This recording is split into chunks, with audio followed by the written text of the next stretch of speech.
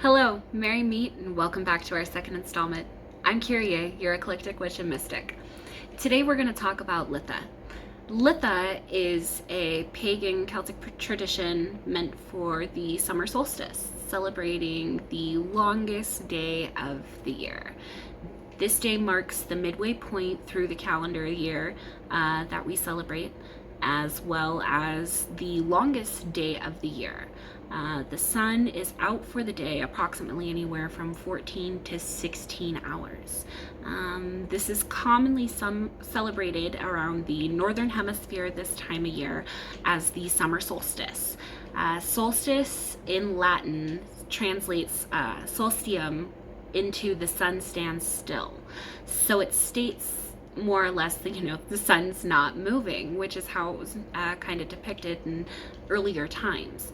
Earlier European traditions actually celebrated the solstice by setting a large wheel on fire and then rolled it down a hill of water toward you. So it was from top of the hill that they would roll these wheels down, these large wheels that they would set on fire into a body of water. Fire depicts the sun, more or less it depicts the energy that we get from it, how it moves forward. Earlier back, we could go back further with the Romans. The Romans honored this time of year as being sacred to Juno, who is the wife of Jupiter. She is the goddess of childbearing and celestial earth. So this is also where we get the name for the month of June. Earlier Celtics and pagans did celebrate this time actually with many gathering. So there would be rituals in hilltops that they would use for celebration, where they would light gigantic bonfires on these hilltops as high as they could, as to almost symbolize the midway point between the heavens and the earth, and would celebrate midsummer that way. Modern times now, you'll see more or less people celebrating within rituals, parties, gatherings, celebrations, food, feasts, and I actually want to go over some of those midway point celebrations with you here today. So let's go ahead and get started. This is our halfway point through the year. So we're in the beginning of that point through the cycle as we're following the wheel.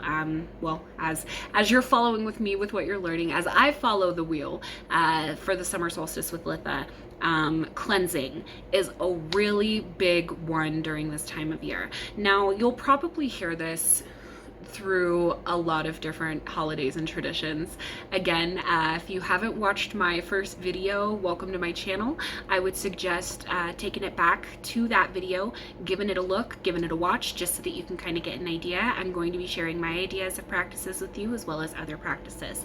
So with Litha being a mostly Celtic pagan holiday celebrated by eclectic, Wiccan, and other witches alike, I'm going to be focusing on those celebratory facts as opposed to other practices that may also be celebrating in their own way through summer solstice. However, I will be linking my Pinterest board down below, which is labeled witchcraft. I'll have a subboard also for summer solstice, Litha, and you can scroll through that board and see all different sorts of materials for research at your leisure. Now, with that being said, cleansing, as I was saying, right. So, purification of the home is a really, really big thing. Summer solstice, with this being the longest day of the year, this would be a really good day for you to get up, start moving around, doing things around your house. Personally, myself, I'll take this time to cleanse my house in its entirety as much as I can. I'll do a nice cleansing door wash around my door, making almost like a tincture from my blessing oils and some sage and mints.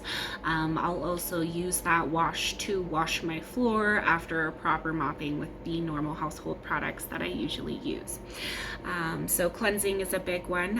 Another way that you can cleanse while you're cleansing your actual home and cleaning, getting rid of things during declutter as well. But there's also smoke cleanses that you can do. One of the ways that you can do a smoke cleanse is through bundles.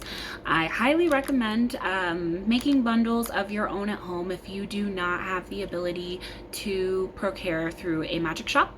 Luckily enough, there are quite a few in my town. One of my favorites, I will make a personal shout out to Reno Magic, locally owned, operated cult store here in Reno, Nevada, located on Wells Avenue. They are absolutely wonderful and are willing to help witches of all types of practices. They have literally everything that you can think of. They are absolutely amazing. So actually a lot of these materials that I'm going to be talking about today I did get at their store. This here is a lavender white sage bundle. Cleansing with floral fragrance at this time of year, because you have to think there's a lot of stuff that's been bountiful through the spring. A lot of sprouting, a lot of stuff's come into fruition. So this is a really good time to harvest those types of flowers, dry them out. Drying process, a really good way to use for drying. This one I did purchase from Reno Magic Supply. This was crafted by their employees and the owner herself. It's so beautiful the way that these are wrapped, because you have to wrap them really tightly before you dry them. If you would like to see a sage bundle tutorial, please give this video a like and a comment down below.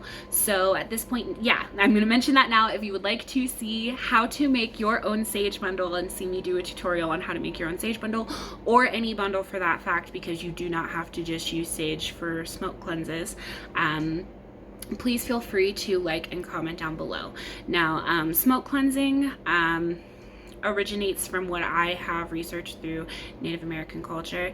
It was used sacredly as cleanses before they entered teepees, temples, and before they would go on certain spiritual journeys. This smoke cleanse is actually a wide renowned practice. Personally, through my history, that's where I have researched and found my information in regards to the actual bundles. Another cleanser that I don't have with me, Palo Santo. I do recommend buying ethically sourced Palo Santo to your best ability. That originates and cleanses from South America, so it is from the Palo Santo tree, blessed by a shaman or prolific mystic, and at that point used in the same manner to cleanse all energies. While on the topic of cleansing, I would like to note that after you do cleanse your home, make sure you do something to promote different types of energies back into your home, such as burning candles, playing really nice music, making a pot of coffee, because once you cleanse, smoke cleanse any area of your home, you are not only clearing out any negative energy, you are also clearing out that positive energy.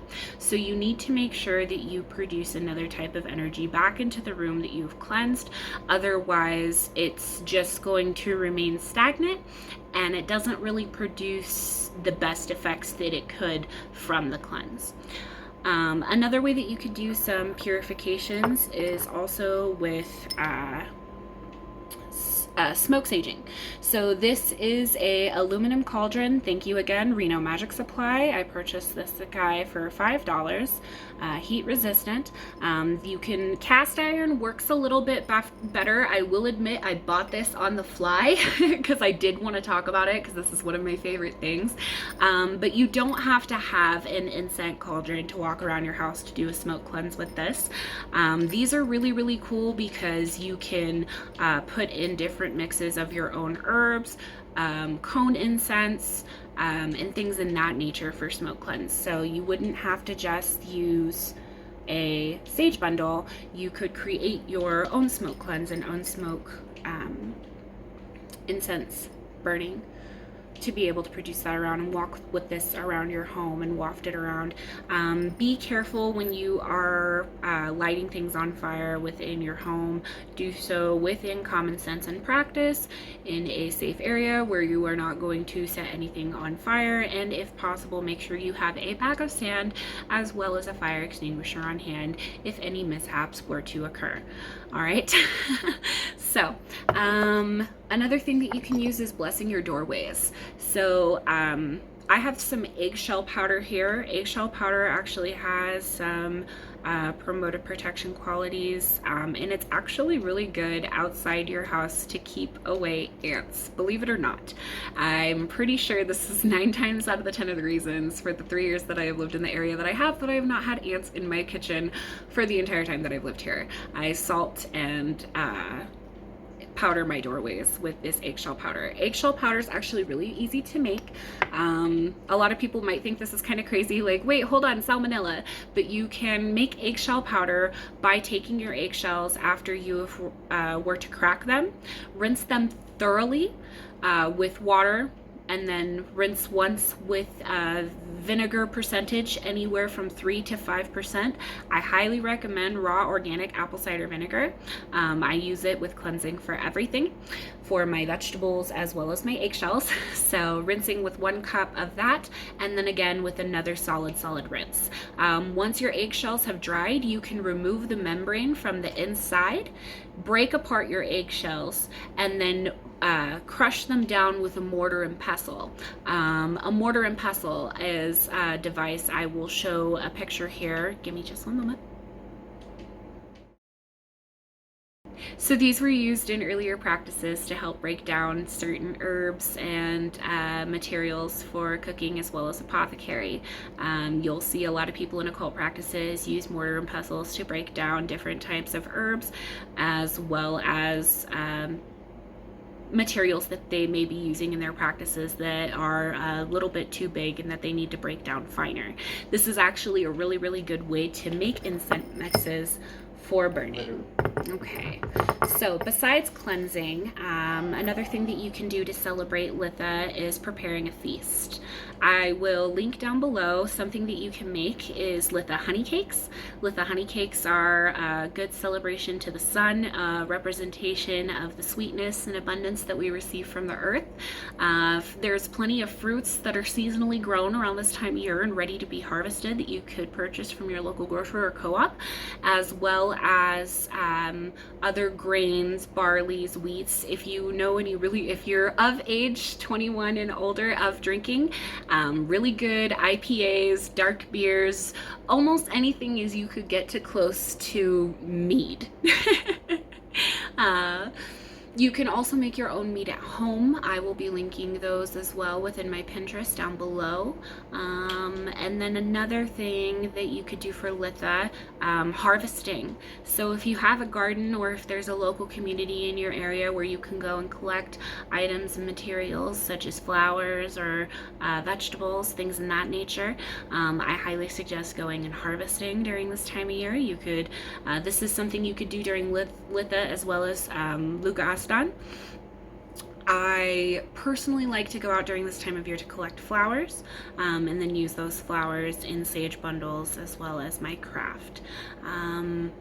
Other materials that you could use for that type of leisure would be for decoration for your altar. So going out and collecting certain flowers for this time of year, such as sunflowers, marigolds, roses, lilies, chamomile, any of those would suffice. And with that being said, you can also get crafty during this time of year. Shadow art is something really fun that you can do. Making candles and then using different herbs, which I've purchased again, Reno Magic. I have some marigold here, some lavender, hibiscus flower, rose hips. You can use these in your craft when you're making candles and setting your intentions to make different type of candles for magic.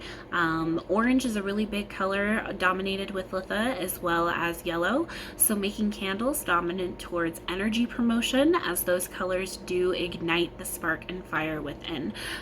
So anything that would ignite you or provide clarity and emotion as well as happiness, you can make candles that way. Another thing that you could do is getting up and being active. So sunset, sunrise, or sunset and sunrise yoga is a really good way to greet the earth, connect with your inner self, as well as thank the sun for being here. Celebrations and together with your family. You can go and all watch the sunset from a very good viewpoint. Talk about, things that you're looking forward to for the rest of the year, what anticipations you may be having for the summer, as well as making plans on where you may turn in for next year. So, with that being said, this is my take on Litha. I wanted to come in and share this with all of you. If you have any questions, please feel free to leave a comment down below. I'm looking forward to seeing you guys in my next episode next Friday. Thanks so much for coming in and speaking with me. Blessed be. Hey guys, Kyrie here. Thanks so much for tuning in. If you enjoyed the video, please subscribe down below for more installments, as this is only our second episode and we have more to come. Make sure you're also following us at our Facebook page, the links below. That way you can stay up to date with anything that we'll be sharing. Happy Litha, celebrate the summer solstice, and blessed be. Don't forget to like, comment, and subscribe.